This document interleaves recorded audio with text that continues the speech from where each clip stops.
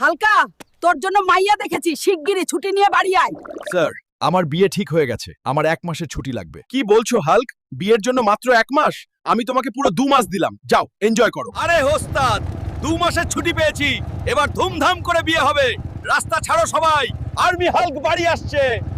ওরে বাবা, এসে গেছিস, লগ্ন বয়ে যাচ্ছে, যা জলদি রেডি হয়ে নে। ঠিক আছে মা, আজ দেখবে তোমার ছেলেকে কেমন হিরো লাগে।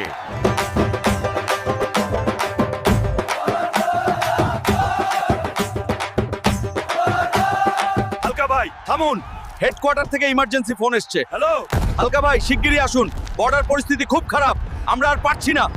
ওরে হালকা, বিয়ে ফেলে কোথায় যাচ্ছিস? ফিরে আয় বাবা। মা কান্দিস না, বিয়ের চেয়ে দেশ বড়, আমাকে যেতেই হবে।